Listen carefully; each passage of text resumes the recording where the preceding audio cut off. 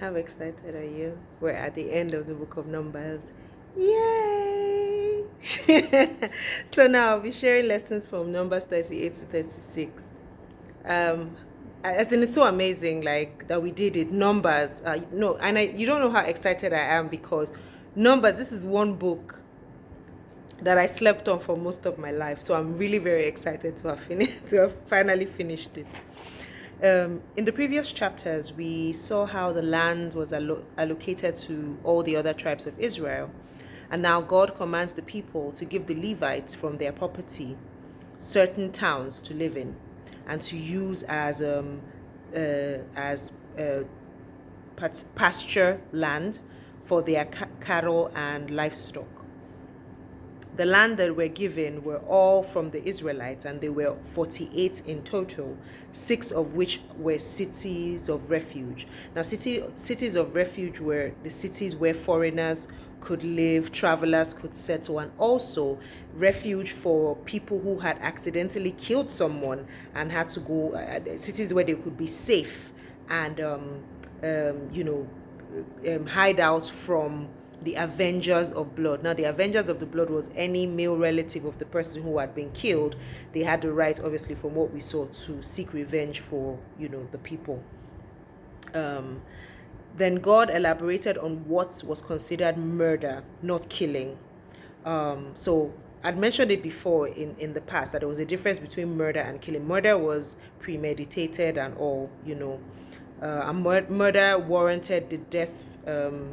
I was about to say the death penalty, but there's no such thing. Just in the Bible, just warranted death. The difference was in the motive and premeditation. If someone accidentally killed someone, then it was just a killing, and that was what the city of refuge was for. But then when God was speaking about the murder, it was like, so if someone took a stone and took, so I thought about it, a stone, a piece of wood, but then it wasn't about the objects. It was the fact that taking that object meant you had intention to cause harm.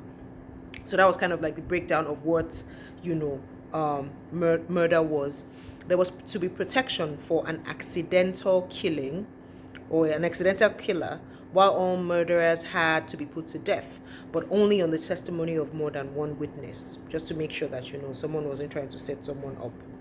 This was to keep the land unpolluted, as no other sacrifice but the death of a murderer could purify the land from that act. Only death could atone for death, basically, was the conclusion that I came to. In 36, the case of Zelophehad's daughter was brought up to Moses by the heads of the clan of Gilead. That's the clan of Manasseh.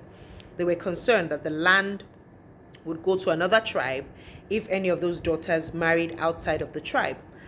And God decreed that all the daughters of Israel, right? Remember, because of this case before, he decreed that they could get land.